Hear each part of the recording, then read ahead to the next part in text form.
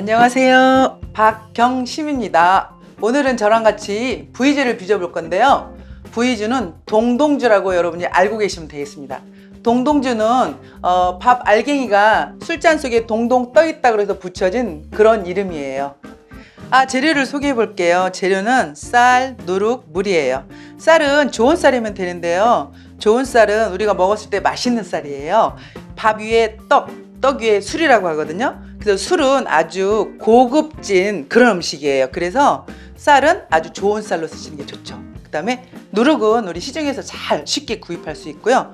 물은 우리가 그냥 상용으로 해서 마시는 그런 물을 쓰시면 좋습니다. 자, 우리 술 빚기 해볼게요.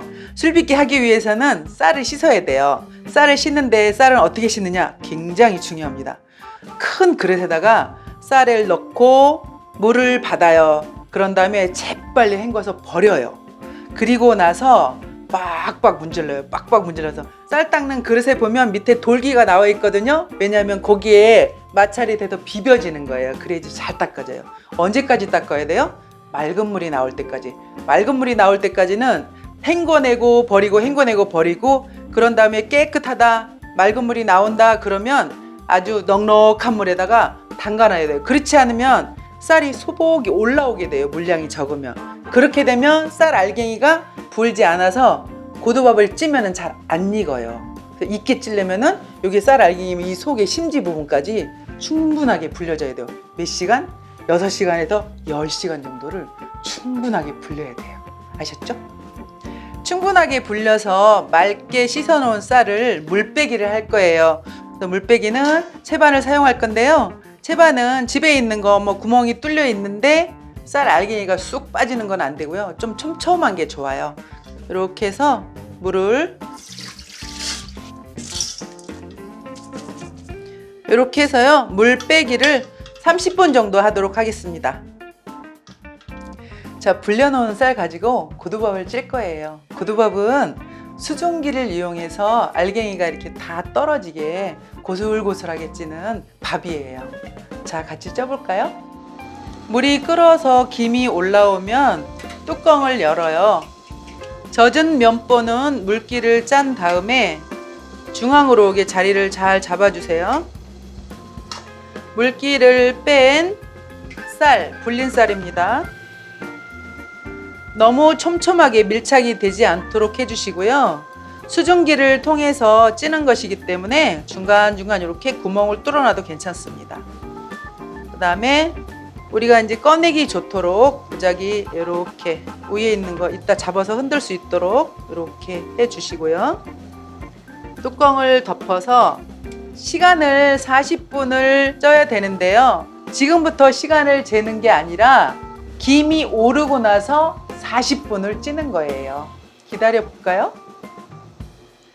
자, 40분이 지나서요. 고도를 확인해 보도록 할게요. 40분 찌고 5분 뜸을 들여요. 그런 다음에 지금 45분 정도가 지난 상태거든요. 열어볼게요. 항상 화상에 조심하시고요. 자, 뚜껑 면보를 이렇게 펼쳐주세요. 뜨거우니까 흔들면 식어요. 차가워지니까. 너무 이게 어렵다 그러면 집에 집게를 사용하셔도 돼요. 밥은요 이렇게 보셔가지고 드셔보셔도 돼요. 여기다 고물 무치면 인절미인데 먹고 싶죠? 너무 맛있는데요?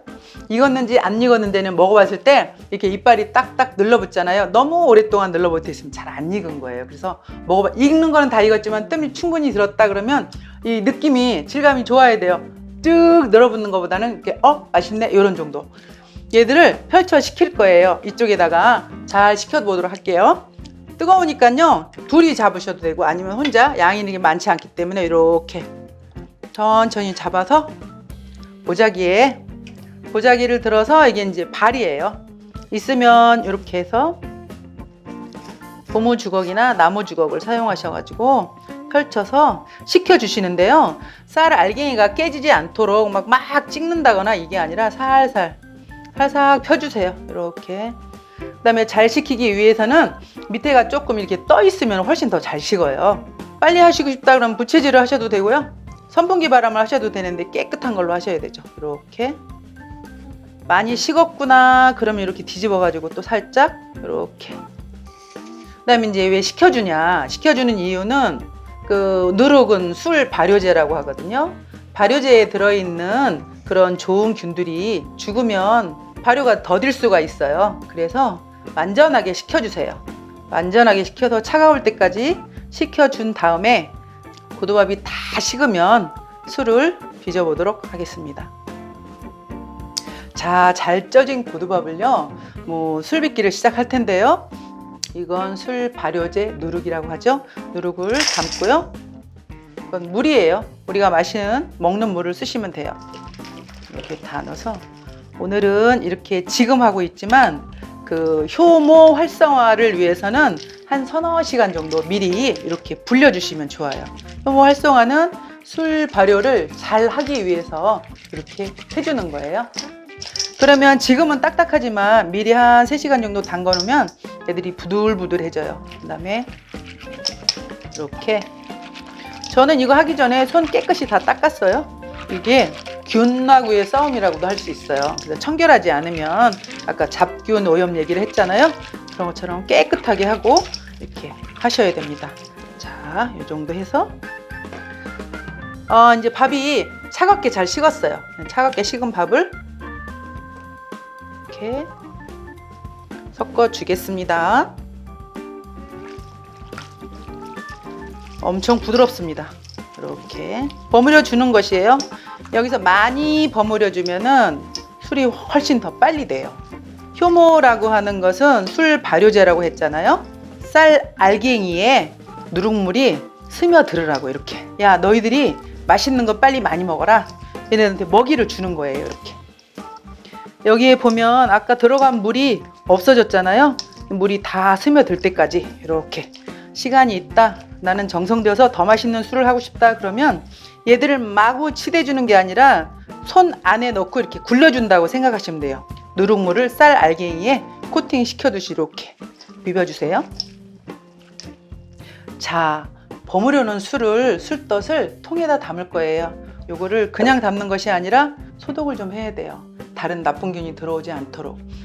집에 있는 에탄올 없으면 쇠주예요. 있으니까 저는 이렇게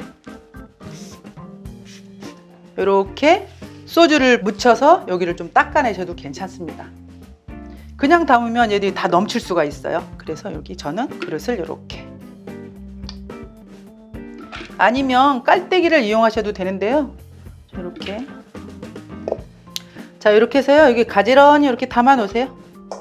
아니면은 이렇게 주변에 묻지 않도록 해주시면 좋겠고요. 자, 여기에, 아니면은 소주라 그랬죠? 이렇게 해서 주변을 이렇게 해서요. 뚜껑은 꼭 닫으면 안 된다고 그랬죠. 왜냐면 이 속에서 발효가 되면서 가스가 새어 나오는데 그 가스를 배출을 시켜줘야 돼요. 꼭 닫은 거를 2바퀴 정도 열어서 모자 씌우듯이 이렇게 놓으시면 되겠습니다. 자, 다시 교반이라는 걸 또 해줘야 되는데요. 맛있는 술을 빚기 위해서는 우리가 관심과 사랑이 필요하다 그랬죠. 자, 뚜껑을 열어보겠습니다. 그랬더니 조금 전에하고 다르게 물 마른 밥처럼 물기가 하나도 없어졌어요. 쌀 알갱이가 수분을 다 먹었어요. 그래서 주걱은 깨끗이 닦아야 돼요. 깨끗이 닦아서 아래 위로 이제 섞어주는 거예요. 이렇게. 이거를 하루에 2번, 3번 정도를 며칠 동안 하느냐? 3일 정도는 하셔야 돼요. 3일 정도는 하셔야 맛있는 술이 생겨요. 왜 이렇게 소리 나지만 두들기냐? 손으로 하면은 다른 균이 들어갈까봐 제가 깨끗하게 하기 위해서 손을 건드리지 않는 거예요. 자, 그 다음에 여기 또 묻었잖아요. 반드시 닦아주셔야 된다 그랬죠? 오늘은 제가 이걸 썼지만 집에 없으면 뭐로 한다? 쇠주로 한다. 됐어요. 된 다음에 이렇게 뚜껑을 덮어서 꼭 닫아 놓는 것이 아니라 반드시 숨 쉴 수 있는 구멍을 줘야 된다. 모자 씌우듯이 이렇게 덮어 놓는다. 닫긴 닫았지만 뚜껑이 열리지 않을 정도로 살짝 이렇게 숨을 쉴 수 있게 담아주시면 되겠습니다. 그리고 언제까지 기다려요? 일주일에서 열흘 아니면 보름 정도 기다렸다가 술을 거르시면 될 것 같습니다. 자, 조금 전에 빚어놓은 술이에요. 그리고 이거는 제가 일주일 전에 미리 빚어놨어요. 지금 일주일이 됐지만 내가 일주일 만에 거르기도 하지만 열흘 있다 걸러도 상관없습니다. 저는 이제 일주일 된 술을 걸러보도록 하겠습니다. 촘촘한 채망이 있으면 채망에 하셔도 되고요. 오늘은 저는 요거 주머니로 할게요. 일회용 부직포 주머니도 있으니까요. 그런 거 이용하셔도 괜찮겠습니다. 자, 이렇게 해서 좀 다른 그릇으로 이렇게 덜어서 하셔도 되고요. 저는 이제 한 번에 이렇게 덜어서 짜보도록 할게요. 제가 쓰고 있는 거는 샤 주머니라고 하는 거예요. 요즘 이게 한복감에 들어가는 것이기도 한데요. 엄청 잘 짜져요. 면 주머니보다 이게 훨씬 더 잘 짜지더라고요. 그리고 이렇게 짜서 한 번에 꼭 짜면 주머니가 터질 수도 있어요. 그래서 이렇게 살살살살 눌러주는 거예요. 벌써 향이 올라와서요. 냄새에 먼저 취하겠습니다.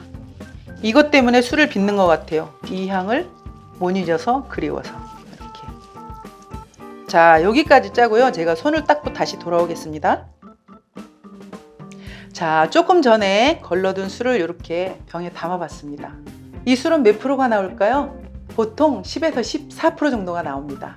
시중에 나오는 막걸리가 보통 6% 정도 되거든요. 이거는 물을 타지 않은 원주예요. 물 타지 않은 진땡입니다. 지금 바로 드셔도 괜찮고요. 아니면 냉장고에서 조금 숙성 가라앉힌 다음에 층 분리가 되면 위에만 드셔도 되고 아니면 밑에만 드셔도 되고 아니면 마구 흔들어서 섞어서 드셔도 괜찮습니다. 맛있게 드시려면 그냥 드셔도 괜찮지만 단맛을 좋아하시면 단맛을 첨가해서 드시면 돼요. 꿀이라든지 아니면 갈아 만든 배, 소래의 눈 아니면 캔커피를 조금 타 드셔도 돼요. 기호에 따라 내가 좋아하는 재료를 섞어서 드시면 되고요. 저는 이름도 지었어요. 박경심의 부이주입니다. 여러분 저 따라서 꼭 해보시고요. 맛있게 드세요. 고맙습니다. 안녕.